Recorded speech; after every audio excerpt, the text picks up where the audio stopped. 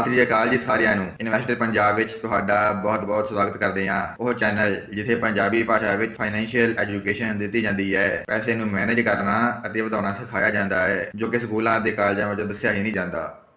Investor Punjab web series ਦੇ ਅੱਜ ਦੇ ਫਾਈਨੈਂਸ਼ੀਅਲ ਐਪੀਸੋਡ ਵਿੱਚ ਤੁਸੀਂ ਜਾਣੋਗੇ ਕਿ ਕਿਸ ਤਰ੍ਹਾਂ ਤੁਸੀਂ ਕੰਪਾਊਂਡਿੰਗ ਦੀ ਪਾਵਰ ਨਾਲ ਜਲਦੀ ਅਮੀਰ ਹੋ ਸਕਦੇ ਹੋ। ਆਪਣੇ ਬਹੁਤ ਸਾਰੇ ਪੰਜਾਬੀ ਵੀਰਾਂ ਨੂੰ ਕੰਪਾਊਂਡਿੰਗ ਬਾਰੇ ਪਤਾ ਹੀ ਨਹੀਂ ਹੋਵੇਗਾ, ਕਈਆਂ ਨੇ ਤਾਂ ਸੁਣਿਆ ਹੀ ਪਹਿਲੀ ਵਾਰ ਹੋਵੇਗਾ, ਪਰ ਇਸ ਐਪੀਸੋਡ ਵਿੱਚ ਤੁਹਾਨੂੰ ਨਵੀਂ ਜਾਣਕਾਰੀ ਜ਼ਰੂਰ ਮਿਲੇਗੀ। ਇਸ ਤੋਂ ਪਹਿਲਾਂ ਮੈਂ ਤੁਹਾਨੂੰ ਇੱਕ ਕਹਾਣੀ ਸੁਣਾਉਣਾ ਚਾਹਾਂਗਾ। ਇੱਕ ਬੰਦਾ ਕਿਸੇ ਸਿਟੀ ਵਿੱਚ ਘੁੰਮਣ ਜਾਂਦਾ ਹੈ ਤਾਂ ਲੋਕ ਉਸ ਨੂੰ ਮਹਿੰਗੇ ਇਜਾਜ਼ ਦਿਖਾਉਂਦੇ ਹਨ ਕਿ ਆਹ ਇੱਥੋਂ ਦੇ ਬੈਂਕਰ ਦਾ ਇਜਾਜ਼ ਹੈ, ਆਹ ਵਾਲਾ ਇੱਥੋਂ ਦੇ ਬ੍ਰੋਕਰ ਦਾ ਇਜਾਜ਼ ਹੈ ਅਤੇ ਆਹ ਦੇਖੋ ਆਹ ਇੱਥੋਂ ਦੇ ਇੰਸ਼ੋਰੈਂਸ ਏਜੰਟ ਦਾ ਇਜਾਜ਼ ਹੈ। ਥੋੜੀ ਦੇਰ ਦੇਖਣ ਤੋਂ ਬਾਅਦ ਬੰਦਾ ਉਸ ਨੂੰ ਪੁੱਛਦਾ ਹੈ ਕਿ ਇਹ ਸਭ ਤਾਂ ਠੀਕ ਹੈ, ਪਰ ਇਹਨਾਂ ਬੈਂਕਸ ਅਤੇ ਬ੍ਰੋਕਰਸ ਦੇ ਕਸਟਮਰਸ ਦਾ ਇਜਾਜ਼ ਕਿੱਥੇ ਹੈ। ਇਹ ਸੁਣ ਕੇ ਲੋਕ ਹੱਸਣ ਲੱਗ ਜਾਂਦੇ ਹਨ ਅਤੇ ਕਹਿੰਦੇ ਹਨ, ਓਏ ਬੁੱਧੂਆ, ਕਸਟਮਰਸ ਦੇ ਕੋਈ ਇਜਾਜ਼ ਨਹੀਂ ਹੁੰਦੇ, ਕਿਉਂਕਿ ਇਹਨਾਂ ਦੇ ਕਸਟਮਰਸ ਨੇ ਕਦੀ ਇੰਨਾ ਪੈਸਾ ਕਮਾਇਆ ਹੀ ਨਹੀਂ ਕਿ ਉਹ ਵੀ ਅਮੀਰ ਹੋ ਕੇ ਕੋਈ ਇਜਾਜ਼ ਖਰੀਦ ਸਕਣ। ਵੀਰੋ, ਇਹ ਕਹਾਣੀ ਮੈਂ where are the customers Ijaz ਤੋਂ ਦੱਸੀ ਹੈ। ਇਹ ਬੁੱਕ ਭਾਵੇਂ 80 ਸਾਲ ਪੁਰਾਣੀ ਹੈ, ਪਰ ਇਨਵੈਸਟਮੈਂਟ ਇੰਡਸਟਰੀ ਵਿੱਚ ਅੱਜ ਵੀ ਉਹੀ ਚੀਜ਼ਾਂ ਹੁੰਦੀਆਂ ਹਨ ਜੋ ਉਦੋਂ ਹੁੰਦੀਆਂ ਸਨ, ਕਿਉਂਕਿ ਇਸ ਇੰਡਸਟਰੀ ਦੇ ਬਹੁਤ ਸਾਰੇ ਸੀਕ੍ਰੇਟ ਹਨ ਜੋ ਬੈਂਕਰਸ, ਇੰਸ਼ੋਰੈਂਸ ਏਜੰਟਸ ਅਤੇ ਬ੍ਰੋਕਰਸ ਨੂੰ ਹੀ ਪਤਾ ਹੁੰਦੇ ਹਨ, ਪਰ ਉਹ ਮਿਡਲ ਕਲਾਸ ਲੋਕਾਂ ਨੂੰ ਦੱਸਦੇ ਨਹੀਂ।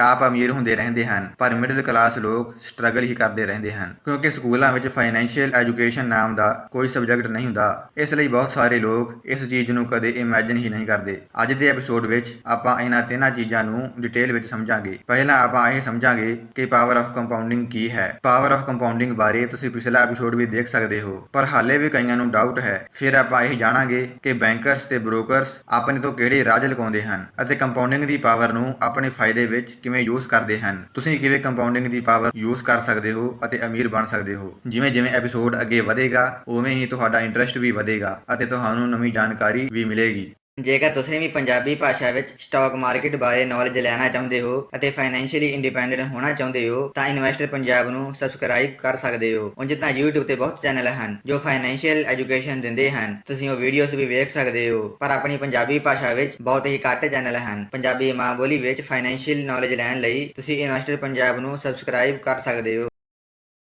ਪਾਵਰ ਆਫ ਕੰਪਾਊਂਡਿੰਗ ਨੂੰ ਤੁਸੀਂ ਇਸ ਤਰ੍ਹਾਂ ਸਮਝ ਸਕਦੇ ਹੋ ਕਿ ਜਦੋਂ ਤੁਸੀਂ ਕੁਝ ਪੈਸੇ ਇਨਵੈਸਟ ਕਰਦੇ ਹੋ ਤਾਂ ਉਹ ਪੈਸਾ ਤੁਹਾਨੂੰ ਹੋਰ ਪੈਸੇ ਬਣਾ ਕੇ ਦਿੰਦਾ ਹੈ ਅਤੇ ਉਸ ਹੋਰ ਪੈਸੇ ਨਾਲ ਹੋਰ ਪੈਸਾ ਬਣਦਾ ਹੈ। ਜੇਕਰ ਅਜੇ ਵੀ ਤੁਹਾਨੂੰ ਸਮਝ ਨਹੀਂ ਲੱਗੀ ਤਾਂ ਤੁਸੀਂ ਇਹ ਐਗਜ਼ਾਮਪਲ ਦੇਖ ਸਕਦੇ ਹੋ। ਮੰਨ ਲਓ ਜੇ ਤੁਹਾਡੇ 10 ਲੱਖ ਰੁਪਏ ਦੀ ਇਨਵੈਸਟਮੈਂਟ ਹਰ ਸਾਲ 26% ਨਾਲ ਗਰੋ ਹੁੰਦੀ ਹੈ ਤਾਂ 30 ਸਾਲ ਬਾਅਦ ਤੁਹਾਡੇ ਕੋਲ ਕਿੰਨੇ ਪੈਸੇ ਹੋਣਗੇ। ਮੋਸਟਲੀ ਲੋਕ ਇਹ ਕੈਲਕੂਲੇਸ਼ਨ ਆਪਣੇ ਦਿਮਾਗ ਵਿੱਚ ਈਜ਼ੀਲੀ ਕਰ ਨਹੀਂ ਪਾਉਂਦੇ, ਤਾਂ ਮੈਂ ਤੁਹਾਨੂੰ ਇੱਕ ਸ਼ਾਰਟਕਟ ਦੱਸਦਾ ਹਾਂ। ਇਸ ਦਾ ਨਾਮ ਹੈ ਰੂਲ ਆਫ 72। ਜਦੋਂ ਤੁਸੀਂ 72 ਨੂੰ ਕਿਸੇ ਰੇਟ ਆਫ ਇੰਟਰਸਟ ਨਾਲ ਡਿਵਾਈਡ ਕਰੋਗੇ ਤਾਂ ਤੁਹਾਨੂੰ ਪਤਾ ਲੱਗੇਗਾ ਕਿ ਤੁਹਾਡਾ ਪੈਸਾ ਕਿੰਨੇ ਸਾਲਾਂ ਵਿੱਚ ਗਰੋ ਹੋਵੇਗਾ। ਇਸ ਨਾਲ ਤੁਸੀਂ ਆਪਣੇ ਦਿਮਾਗ ਵਿੱਚ ਆਸਾਨੀ ਨਾਲ ਕੈਲਕੂਲੇਟ ਕਰ ਸਕਦੇ ਹੋ। ਜਿਵੇਂ ਕਿ FD ਵਿੱਚ ਸਾਨੂੰ 7% ਦਾ ਰਿਟਰਨ ਮਿਲਦਾ ਹੈ, ਅੱਜ ਕੱਲ੍ਹ ਤਾਂ ਉਹ ਵੀ ਨਹੀਂ ਮਿਲਦਾ, ਪਰ ਕੈਲਕੂਲੇਸ਼ਨ ਵਾਸਤੇ ਮੰਨ ਲੈਂਦੇ ਹਾਂ। ਇਸ ਹਿਸਾਬ ਨਾਲ 72 ਨੂੰ 7 ਨਾਲ ਡਿਵਾਈਡ ਕਰੀਏ ਤਾਂ 10 ਸਾਲ ਨਿਕਲ ਕੇ ਆਉਂਦਾ ਹੈ। ਮਤਲਬ FD ਵਿੱਚ ਤੁਹਾਡਾ ਪੈਸਾ ਡਬਲ ਹੋਣ ਲਈ 10 ਸਾਲ ਲੱਗ ਜਾਣਗੇ। ਜੇਕਰ ਤੁਸੀਂ 15% ਵਾਲੇ ਕਿਸੇ ਮਿਊਚੁਅਲ ਫੰਡ ਵਿੱਚ ਇਨਵੈਸਟ ਕਰਦੇ ਹੋ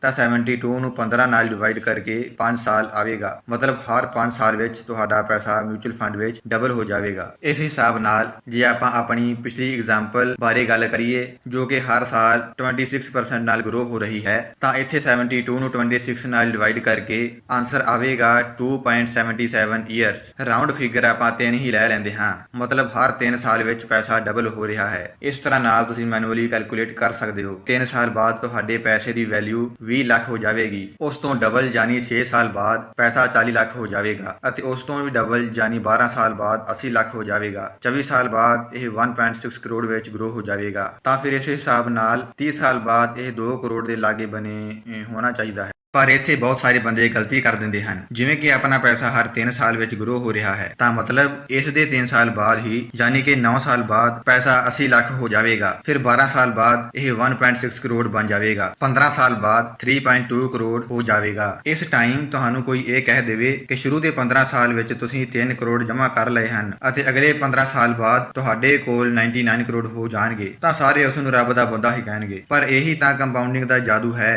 ਆਓ ਇਸ ਬਾਰੇ ਡਿਟੇਲ ਵਿੱਚ ਰੇਟ ਜਾਣਦੇ ਹਾਂ। 18 ਸਾਲ ਬਾਅਦ ਤੁਹਾਡੇ ਪੈਸੇ 6.4 ਕਰੋੜ ਹੋ ਜਾਣਗੇ। 21 ਸਾਲ ਬਾਅਦ 12.8 ਕਰੋੜ, 24 ਸਾਲ ਵਿੱਚ 5.6 ਕਰੋੜ, 27 ਸਾਲ ਬਾਅਦ 51.2 ਕਰੋੜ ਅਤੇ 30 ਸਾਲ ਬਾਅਦ ਤੁਹਾਡੇ ਕੋਲ ਹੋ ਜਾਣਗੇ 102 ਕਰੋੜ ਰੁਪਏ। ਇਸੇ ਲਈ ਤਾਂ ਆਇਨਸਟਾਈਨ ਨੇ ਕੰਪਾਊਂਡਿੰਗ ਨੂੰ ਦੁਨੀਆ ਦਾ 8ਵਾਂ ਅਜੂਬਾ ਕਿਹਾ ਸੀ। ਜਿਸ ਨੂੰ ਸਮਝ ਆ ਜਾਂਦਾ ਹੈ ਉਹੀ ਕਮਾ ਪਾਉਂਦਾ ਹੈ। ਇੱਥੇ ਕੁਝ ਵੱਡੇ ਵੀਰ ਕਹਿਣਗੇ ਕਿ ਸਟਾਕ ਮਾਰਕੀਟ ਵਿੱਚ ਕੰਪਾਊਂਡਿੰਗ ਕਿਵੇਂ ਕੰਮ ਕਰੇਗੀ, ਕਿਉਂਕਿ ਕੰਪਾਊਂਡਿੰਗ ਦੇ ਗ੍ਰਾਫ ਨੂੰ ਹਮੇਸ਼ਾ ਉੱਪਰ ਨੂੰ ਹੀ ਦਿਖਾਇਆ ਜਾਂਦਾ ਹੈ, ਪਰ ਮਾਰਕੀਟ ਵਿੱਚ ਤਾਂ ਬਹੁਤ ਫਲਕਚੁਏਸ਼ਨਸ ਹੁੰਦੇ ਹਨ। ਤਾਂ ਦੱਸ ਦਈਏ ਕਿ ਇਹ ਸਭ ਬਿਲਕੁਲ ਪੋਸੀਬਲ ਹੈ। ਤੁਸੀਂ ਆਪ ਸੋਚੋ, ਜੇ ਕਿਸੇ ਨੂੰ ਪਤਾ ਹੋਵੇ ਕਿ ਇਸ ਸਕੀਮ ਵਿੱਚ ਮੈਨੂੰ 15% ਫਿਕਸ ਰਿਟਰਨ ਮਿਲੇਗਾ ਹੀ ਮਿਲੇਗਾ, ਤਾਂ ਕੋਈ FD ਜਾਂ ਪਾਲਿਸੀ ਨਹੀਂ ਖਰੀਦੇਗਾ ਅਤੇ ਇਹਨਾਂ ਨੂੰ ਕਮਾਈ ਨਹੀਂ ਹੋਵੇਗੀ। ਜਿਸ ਨੂੰ ਸਟਾਕ ਮਾਰਕੀਟ ਬਾਰੇ ਨੌਲੇਜ ਨਹੀਂ ਹੁੰਦੀ ਉਹ ਕਹਿੰਦੇ ਹਨ ਇੰਨਾ ਰਿਸਕ ਕੌਣ ਲਵੇ। ਇੱਥੇ ਹੀ ਬੈਂਕਸ ਅਤੇ ਇੰਸ਼ੋਰੈਂਸ ਕੰਪਨੀਆਂ ਸਕੀਮਾਂ ਵੇਚ ਕੇ ਬਾਜੀ ਮਾਰ ਜਾਂਦੇ ਹਨ। ਇਸੇ ਕਰਕੇ ਹੀ ਮਿਡਲ ਕਲਾਸ ਬੰਦੇ ਸੇਵਿੰਗਸ ਕਰ ਕਰਕੇ ਥੱਕ ਜਾਂਦੇ ਹਨ, ਪਰ ਉਹ ਆਪਣਾ ਸਟੈਂਡਰਡ ਆਫ ਲਿਵਿੰਗ ਵੀ ਮੇਨਟੇਨ ਨਹੀਂ ਕਰ ਪਾਉਂਦੇ। ਜਿਸ ਬੰਦੇ ਦੀ ਫਾਈਨੈਂਸ਼ੀਅਲ ਨੌਲੇਜ ਵਧੀਆ ਹੁੰਦੀ ਹੈ ਉਸ ਨੂੰ ਪਤਾ ਹੁੰਦਾ ਹੈ ਕਿ ਚੰਗੇ ਸਟਾਕਸ ਦਾ ਪ੍ਰਾਈਸ ਸ਼ਾਰਟ ਟਰਮ ਵਿੱਚ ਭਾਵੇਂ ਕਿੰਨਾ ਹੀ ਉੱਤੇ ਥੱਲੇ ਹੁੰਦਾ ਰਹੇ, ਪਰ ਲੌਂਗ ਟਰਮ ਵਿੱਚ ਉਸ ਨੇ ਉੱਪਰ ਹੀ ਜਾਣਾ ਹੈ। ਭਾਵੇਂ ਤੁਸੀਂ ਬੁਰੀ ਹਾਲਤ ਵਿੱਚ ਵੀ ਕਿਸੇ ਇੰਡੈਕਸ ਫੰਡ ਵਿੱਚ ਇਨਵੈਸਟ ਕਰਦੇ ਹੋ ਤਾਂ ਵੀ ਤੁਹਾਨੂੰ ਇਨਫਲੇਸ਼ਨ ਅਤੇ FD ਤੋਂ ਜ਼ਿਆਦਾ ਰਿਟਰਨ ਮਿਲ ਹੀ ਜਾਵੇਗਾ। ਇਨਫਲੇਸ਼ਨ ਵਰਡ ਮੈਂ ਇਸ ਕਰਕੇ ਯੂਜ਼ ਕੀਤਾ ਕਿਉਂਕਿ ਇਹ ਸਭ ਤੋਂ ਵੱਡਾ ਵੈਲਥ ਦਾ ਸੀਰੀਅਲ ਕਿਲਰ ਹੈ, ਵੈਲਥ ਡਿਸਟਰੋਇਰ ਹੈ। ਹੁਣ ਜਾਣਦੇ ਹਾਂ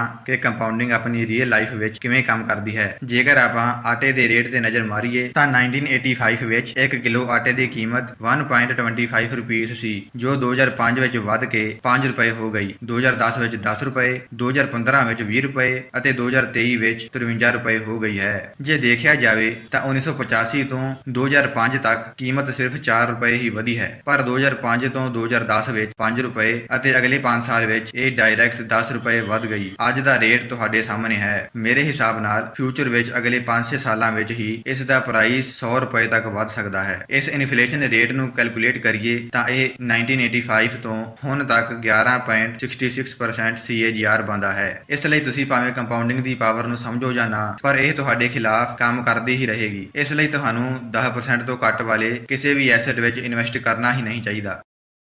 ਹੁਣ ਜਾਣਦੇ ਹਾਂ ਕਿ ਇਹ ਫਾਈਨੈਂਸ਼ੀਅਲ ਸਕੀਮਾਂ ਵੇਚਣ ਵਾਲੇ ਜਿਵੇਂ ਬ੍ਰੋਕਰਸ, ਬੈਂਕਸ ਤੁਹਾਡੇ ਤੋਂ ਅਮੀਰ ਹੋਣ ਦੇ ਸੀਕ੍ਰੇਟਸ ਕਿਉਂ ਛੁਪਾਉਂਦੇ ਹਨ। ਪਹਿਲਾਂ ਜਾਣਦੇ ਹਾਂ ਇਹ ਫਾਈਨੈਂਸ਼ੀਅਲ ਇੰਡਸਟਰੀ ਕੰਮ ਕਿਵੇਂ ਕਰਦੀ ਹੈ। ਇਨਵੈਸਟਮੈਂਟ ਇੰਡਸਟਰੀ ਦੀਆਂ ਦੋ ਸਾਈਡਸ ਹੁੰਦੀਆਂ ਹਨ, ਇੱਕ ਹੈ ਬਾਏ ਸਾਈਡ ਅਤੇ ਦੂਜੀ ਹੈ ਸੈਲ ਸਾਈਡ। ਬਾਏ ਸਾਈਡ ਵਿੱਚ ਸਾਰੇ ਬੈਂਕਸ ਅਤੇ ਇੰਸ਼ੋਰੈਂਸ ਕੰਪਨੀਆਂ ਆ ਜਾਂਦੀਆਂ ਹਨ। ਇਹਨਾਂ ਨੂੰ ਪ੍ਰੋਫਿਟ ਉਦੋਂ ਹੁੰਦਾ ਹੈ ਜਦੋਂ ਤੁਸੀਂ ਆਪਣੇ ਪੈਸੇ ਇਹਨਾਂ ਕੋਲ ਕਿਸੇ ਸਕੀਮ ਰਾਹੀਂ ਜਮ੍ਹਾਂ ਕਰਾਉਂਦੇ ਹੋ। ਸੈਲ ਸਾਈਡ ਵਿੱਚ ਸਾਰੇ ਬ੍ਰੋਕਰਸ ਆ ਜਾਂਦੇ ਹਨ। ਇਹਨਾਂ ਨੂੰ ਫਾਇਦਾ ਉਦੋਂ ਹੁੰਦਾ ਹੈ ਜਦੋਂ ਤੁਸੀਂ ਸ਼ੇਅਰਸ ਨੂੰ ਸੈਲ ਕਰਦੇ ਹੋ। ਸਭ ਤੋਂ ਪਹਿਲਾਂ ਗੱਲ ਕਰਦੇ ਹਾਂ ਬਾਏ ਸਾਈਡ ਦੀ, ਯਾਨੀ ਇੰਸ਼ੋਰੈਂਸ ਵਾਲਿਆਂ ਦੀ। ਇਹਨਾਂ ਦੀ ਇੱਕ ਸਕੀਮ ਵਿੱਚ ਗਾਰੰਟੀਡ ਪ੍ਰੋਫਿਟ ਮਿਲ ਰਿਹਾ ਹੈ, ਜਿਸ ਵਿੱਚ ਹਰ ਸਾਲ 2.4 ਲੱਖ ਇਨਵੈਸਟ ਕਰਨਾ ਹੁੰਦਾ ਹੈ, ਜਿਸ ਦੀ ਡਿਊਰੇਸ਼ਨ 6 ਸਾਲ ਤੱਕ ਹੁੰਦੀ ਹੈ ਅਤੇ 20 ਸਾਲ ਬਾਅਦ ਤੁਹਾਨੂੰ 50 ਲੱਖ ਮਿਲਣਗੇ। ਤੁਸੀਂ ਆਖੋਗੇ ਕਿ ਇਸ ਸਕੀਮ ਵਿੱਚ ਕੀ ਬੁਰਾ ਹੈ, ਕਿੰਨੇ ਪੈਸੇ ਮਿਲ ਰਹੇ ਹਨ। ਜਦੋਂ ਤੁਹਾਨੂੰ ਕੋਈ ਇਹੋ ਜਿਹੀਆਂ ਸਕੀਮਾਂ ਦੱਸੇ ਤਾਂ ਤੁਹਾਨੂੰ ਹਮੇਸ਼ਾ ਕੰਪਾਊਂਡਡ ਰਿਟਰਨ ਚੈੱਕ ਕਰਨਾ ਚਾਹੀਦਾ ਹੈ ਕਿ ਕਿੰਨੇ % ਨਾਲ ਪੈਸਾ ਗਰੋ ਹੋ ਰਿਹਾ ਹੈ। ਇਹ ਤੁਸੀਂ ਆਪ ਵੀ ਚੈੱਕ ਕਰ ਸਕਦੇ ਹੋ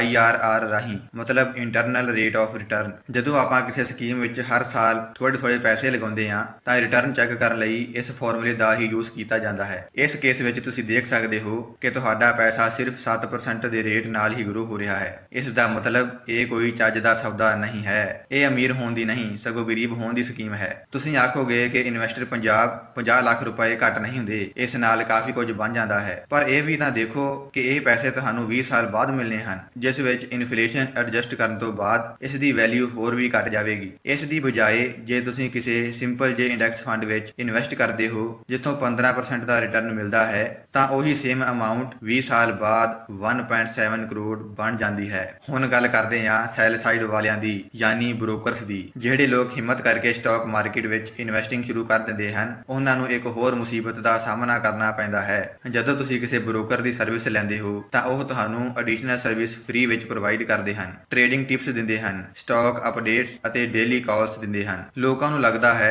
ਕਿ ਇਹ ਤਾਂ ਬਹੁਤ ਹੀ ਚੰਗੇ ਹਨ, ਕਿੰਨੀ ਮਦਦ ਕਰਦੇ ਹਨ, ਸਾਨੂੰ ਤਾਂ ਸਟਾਕ ਮਾਰਕੀਟ ਬਾਰੇ ਕੁਝ ਵੀ ਨਹੀਂ ਪਤਾ, ਇਹ ਤਾਂ ਸਾਨੂੰ ਸਭ ਕੁਝ ਸਮਝਾ ਰਹੇ ਹਨ। ਪਰ ਜੇ ਤੁਸੀਂ ਕਿਸੇ ਬਿਗ ਸਟਾਕ ਮਾਰਕੀਟ ਪਲੇਅਰ ਦੀ ਇੰਟਰਵਿਊ ਦੇਖੋਗੇ ਤਾਂ ਉਹ ਹਮੇਸ਼ਾ ਇਹੋ ਗੱਲ ਕਹਿਣਗੇ ਕਿ ਪੈਸਾ ਹਮੇਸ਼ਾ ਲੌਂਗ ਟਰਮ ਇਨਵੈਸਟਮੈਂਟ ਕਰਕੇ ਹੀ ਬਣਦਾ ਹੈ। ਜਿਹੜੇ ਲੋਕ ਸਬਰ ਨਾਲ ਇਨਵੈਸਟ ਕਰਨਗੇ ਉਹ ਹੀ ਪੈਸਾ ਬਣਾਉਣਗੇ ਅਤੇ ਬਾਰ-ਬਾਰ ਬਾਏ ਸੈਲ ਕਰਨ ਵਾਲੇ ਪੈਸਾ ਗਵਾਉਣਗੇ। ਪਰ ਜੇ ਸਾਰੇ ਸਬਰ ਨਾਲ ਇਨਵੈਸਟ ਕਰਨ ਲੱਗ ਗਏ ਤਾਂ ਇਹਨਾਂ ਬ੍ਰੋਕਰਸ ਨੂੰ ਕਿਵੇਂ ਫਾਇਦਾ ਹੋਵੇਗਾ। ਇਹ ਤਾਂ ਭੁੱਖੇ ਮਰ ਜਾਣਗੇ, ਕਿਉਂਕਿ ਜੇ ਤੁਸੀਂ ਵਾਰ-ਵਾਰ ਬਾਏ ਸੈਲ ਕਰੋਗੇ ਤਾਂ ਇਹਨਾਂ ਨੂੰ ਫੀਸ ਜਾਵੇਗੀ। ਇਸੇ ਕਰਕੇ ਹਰ ਰੋਜ਼ ਤੁਹਾਨੂੰ stock alert alerts, daily tips and news ਦਿੰਦੇ ਹਨ ਤਾਂ ਕਿ ਤੁਸੀਂ ਬਾਈ ਸੈਲ ਕਰਦੇ ਰਹੋ ਅਤੇ ਇਹਨਾਂ ਨੂੰ ਫਾਇਦਾ ਹੁੰਦਾ ਰਹੇ। ਸਟਾਕ ਮਾਰਕੀਟ ਵਿੱਚ ਜਿੰਨੇ ਵੀ ਨਵੇਂ ਵੀਰ ਆਉਂਦੇ ਹਨ ਉਹਨਾਂ ਵਿੱਚੋਂ 99% ਲੋਕ ਟ੍ਰੇਡਿੰਗ ਕਰਨ ਲੱਗ ਜਾਂਦੇ ਹਨ ਕਿਉਂਕਿ ਹਰ ਕਿਸੇ ਨੂੰ ਰਾਤੋਂ ਰਾਤ ਪੈਸਾ ਚਾਹੀਦਾ ਹੈ, ਜਿਸ ਨਾਲ ਬਾਏ ਸਾਈਡ ਵਾਲਿਆਂ ਦਾ ਵੀ ਫਾਇਦਾ ਹੁੰਦਾ ਹੈ ਅਤੇ ਸੈਲ ਸਾਈਡ ਵਾਲਿਆਂ ਦਾ ਵੀ। ਪਰ ਆਪ ਉਹ ਕਾਹੇ ਜੋਗੇ ਨਹੀਂ ਰਹਿੰਦੇ ਕਿਉਂਕਿ ਉਹਨਾਂ ਨੂੰ ਤਾਂ ਨੁਕਸਾਨ ਹੀ ਹੁੰਦਾ ਹੈ। ਇਸ ਲਈ ਉਹ ਮੰਨੀ ਬੈਠੇ ਹਨ ਜੇ ਲੌਂਗ ਟਰਮ ਇਨਵੈਸਟਮੈਂਟ ਕਰਨੀ ਹੈ ਤਾਂ FD ਜਾਂ ਇੰਸ਼ੋਰੈਂਸ ਪਾਲਿਸੀ ਠੀਕ ਹੈ ਅਤੇ ਜੇ ਸ਼ਾਰਟ ਟਰਮ ਵਿੱਚ ਪੈਸੇ ਕਮਾਉਣੇ ਹਨ ਤਾਂ ਸਟਾਕ ਮਾਰਕੀਟ ਸਹੀ ਹੈ। ਪਰ ਇਦਾਂ ਸੋਚਣਾ ਬਿਲਕੁਲ ਗਲਤ ਹੈ। ਹੁਣ ਐਪੀਸੋਡ ਦੇ ਇੰਟਰਸਟਿੰਗ ਪਾਰਟ ਵੱਲ ਆਓ ਅਤੇ ਜਾਣੋ ਕਿ ਆਪਾਂ ਕੰਪਾਊਂਡਿੰਗ ਦੀ ਪਾਵਰ ਨੂੰ ਕਿਵੇਂ ਯੂਜ਼ ਕਰ ਸਕਦੇ ਹਾਂ ਵੈਲਥ ਕ੍ਰੀਏਟ ਕਰਨ ਵਾਸਤੇ। ਤੁਸੀਂ ਆਖੋਗੇ ਕਿ ਇਨਵੈਸਟਰ ਪੰਜਾਬ ਅਸੀਂ ਸਟਾਕਸ ਵਿੱਚ ਇਨਵੈਸਟ ਕਰ ਤਾਂ ਲਵਾਂਗੇ, ਪਰ ਜੇ ਕੰਪਨੀ ਮਾੜੀ ਹੋਈ ਅਤੇ ਯੈਸ ਬੈਂਕ, ਵੋਡਾਫੋਨ ਆਈਡੀਆ ਵਾਂਗੂ ਡੁੱਬ ਗਈ ਤਾਂ ਕੀ ਕਰਾਂਗੇ? ਇਸ ਦਾ ਵੀ ਹੱਲ ਹੈ। ਆਪਾਂ ਵਰਸਟ ਕੇਸ ਸਿਨਾਰੀਓ ਲੈਂਦੇ ਹਾਂ। ਮੰਨ ਲਓ ਤੁਸੀਂ 10 ਕੰਪਨੀਆਂ ਵਿੱਚ 1-1 ਲੱਖ ਰੁਪਏ ਇਨਵੈਸਟ ਕੀਤੇ, ਮਤਲਬ ਟੋਟਲ 10 ਲੱਖ, ਅਤੇ ਤੁਹਾਡਾ ਡਿਸੀਜਨ ਇੰਨਾ ਗਲਤ ਸੀ ਕਿ ਉਹਨਾਂ ਵਿੱਚੋਂ 7 ਕੰਪਨੀਆਂ ਡੁੱਬ ਗਈਆਂ। ਸਿਰਫ 3 ਕੰਪਨੀਆਂ ਨੇ ਹੀ ਰਿਟਰਨਸ ਦਿੱਤੇ, ਉਹ ਵੀ ਇਹਨੇ ਨਹੀਂ ਸਨ ਕਿ ਤੁਹਾਨੂੰ 40-50% ਰਿਟਰਨ ਮਿਲ ਜਾਣ। ਤੁਸੀਂ ਇੱਕ ਕੰਪਨੀ ਵਿੱਚੋਂ ਸਿਰਫ 20% ਹੀ ਪ੍ਰੋਫਿਟ ਕਮਾਇਆ, ਜੋ ਕਿ 2,37,37,631 ਬਣਦਾ ਹੈ। ਮਤਲਬ ਟੋਟਲ 3 ਕੰਪਨੀਆਂ ਮਿਲਾ ਕੇ 60% ਯਾਨੀ 60% ਰਿਟਰਨ, ਜਿਸ ਨਾਲ 7,12,12,893 ਰੁਪਏ ਆਸਾਨੀ ਨਾਲ ਬਣ ਜਾਣਗੇ। ਪਰ ਜੇ ਤੁਹਾਡੀਆਂ 5 ਕੰਪਨੀਆਂ ਠੀਕ ਰਿਟਰਨਸ ਦੇ ਦਿੰਦੀਆਂ ਹਨ ਤਾਂ ਤੁਹਾਡੇ ਕੋਲ 11,86,88,155 ਰੁਪਏ ਹੋ ਜਾਣਗੇ, ਜੋ ਕਿ ਕਿਸੇ FD, wealth saving fund, mutual fund ਤੋਂ ਕਿਤੇ ਜ਼ਿਆਦਾ ਰਿਟਰਨ ਹਨ। ਕੁੱਲ ਮਿਲਾ ਕੇ ਇਨਵੈਸਟਿੰਗ ਹੀ ਇੱਕ ਅਜਿਹੀ ਸਕੀਮ ਹੈ ਜਿਸ ਵਿੱਚ ਤੁਸੀਂ ਗਲਤ ਹੋ ਕੇ ਵੀ ਵਧੀਆ ਰਿਟਰਨਸ ਕਮਾ ਸਕਦੇ ਹੋ। ਜਿਵੇਂ ਕਿ ਵਰਸਟ ਕੇਸ ਐਗਜ਼ਾਮਪਲ 'ਚ ਤੁਸੀਂ ਦੇਖ ਸਕਦੇ ਹੋ ਕਿ 10 ਵਿੱਚੋਂ 7 ਵਾਰ ਗਲਤ ਹੋਣ ਤੇ ਤੁਸੀਂ 7 ਲੱਖ ਰੁਪਏ ਗਵਾ ਲਏ, ਪਰ ਸਿਰਫ 3 ਵਾਰ ਸਹੀ ਹੋਣ ਤੇ ਤੁਸੀਂ 7 ਲੱਖ ਤਾਂ ਰਿਕਵਰ ਕਰ ਹੀ ਲਏ ਅਤੇ ਬਾਕੀ ਰਿਟਰਨਸ ਤਾਂ ਤੁਸੀਂ ਦੇਖ ਹੀ ਸਕਦੇ ਹੋ, ਮੈਨੂੰ ਦੱਸਣ ਦੀ ਲੋੜ ਨਹੀਂ। ਮੰਨ ਲਓ ਕਿ ਕੁਝ ਕੰਪਨੀਆਂ ਦਾ ਬਿਜ਼ਨਸ ਵਧੀਆ ਹੋਣ ਕਰਕੇ ਤੁਹਾਨੂੰ 30-40% ਰਿਟਰਨ ਮਿਲ ਜਾਵੇ ਤਾਂ ਤੁਸੀਂ ਨੋਟਾਂ ਨਾਲ ਮਾਲਾ ਮਾਲ ਹੋ ਜਾਵੋਗੇ। ਆਉਣ ਵਾਲੇ ਐਪੀਸੋਡਸ ਵਿੱਚ ਤੁਸੀਂ ਜਾਣੋਗੇ ਕਿ ਬੈਸਟ ਸਟਾਕਸ ਨੂੰ ਕਿਵੇਂ ਪਿਕ ਕੀਤਾ ਜਾਂਦਾ ਹੈ, ਫੰਡਾਮੈਂਟਲ ਐਨਾਲਿਸਿਸ ਕਿਵੇਂ ਕੀਤਾ ਜਾਂਦਾ ਹੈ। ਮੋਸਟਲੀ ਲੋਕ ਇਹੀ ਸਰਚ ਕਰਦੇ ਹਨ ਕਿ ਇਸ ਵੱਡੇ ਇਨਵੈਸਟਰ ਨੇ ਕਿਹੜੇ ਸਟਾਕਸ ਨੂੰ ਬਾਏ ਕੀਤਾ ਹੈ, ਅਸੀਂ ਵੀ ਉਹ ਸਟਾਕਸ ਬਾਏ ਕਰ ਲੈਂਦੇ ਹਾਂ। ਜਿਵੇਂ ਕਿ ਲੋਕ ਰਾਕੇਸ਼ ਜੁਨਜੁਨਵਾਲਾ ਨੂੰ ਕਾਪੀ ਕਰਦੇ ਸਨ, ਪਰ ਉਹਨਾਂ ਨੂੰ ਇਹ ਨਹੀਂ ਸਮਝ ਆਉਂਦੀ ਕਿ ਉਹਨਾਂ ਦੀ ਜ਼ਿਆਦਾ ਵੈਲਥ ਲੌਂਗ ਟਰਮ ਇਨਵੈਸਟਿੰਗ ਕਰਕੇ ਹੀ ਬਣੀ ਹੈ। ਰਾਕੇਸ਼ ਸਰ ਨੇ 2003 ਵਿੱਚ ਟਾਈਟਨ ਕੰਪਨੀ, ਜੋ ਟਾਟਾ ਦਾ ਬ੍ਰਾਂਡ ਹੈ, ਉਸ ਦੇ ਸ਼ੇਅਰਸ ਬਾਏ ਕੀਤੇ ਸਨ, ਜਿਸ ਦੇ ਇੱਕ ਸ਼ੇਅਰ ਦੀ ਕੀਮਤ ਉਸ ਟਾਈਮ 3 ਰੁਪਏ ਸੀ ਅਤੇ ਅੱਜ ਇਸ ਦੀ ਵੈਲਿਊ 3000 ਰੁਪਏ ਦੇ ਲਗਭਗ ਹੈ। ਮਤਲਬ ਪੈਸਾ 1000 ਗੁਣਾ ਹੋ ਗਿਆ। ਤੁਸੀਂ ਦੇਖ ਸਕਦੇ ਹੋ ਕਿ ਲੌਂਗ ਟਰਮ ਵਿੱਚ ਕੰਪਾਊਂਡਿੰਗ ਦੀ ਪਾਵਰ ਕਿੰਨੀ ਹੈ। ਇਸੇ ਲਈ ਇਨਵੈਸਟਰ ਪੰਜਾਬ ਇਨਵੈਸਟਿੰਗ ਤੇ ਹੀ ਫੋਕਸ ਕਰਦਾ ਹੈ। ਤੁਸੀਂ ਵੀ ਇਨਵੈਸਟਰ ਪੰਜਾਬ ਵਿੱਚ ਆ ਕੇ ਇਹ ਸਭ ਸਿੱਖ ਸਕਦੇ ਹੋ। ਅੱਜ ਲਈ ਬਸ ਇੰਨਾ ਹੀ। ਮਿਲਦੇ ਹਾਂ ਅੱਜ ਅਗਲੀ ਵੀਡੀਓ ਵਿੱਚ ਨਵੇਂ ਗਿਆਨ ਦੇ ਨਾਲ। ਕੈਮਰਾਮੈਨ ਸੰਧੂ ਸਾਹਿਬ ਦੇ ਨਾਲ, ਇਨਵੈਸਟਰ ਪੰਜਾਬ ਅੰਮ੍ਰਿਤਸਰ।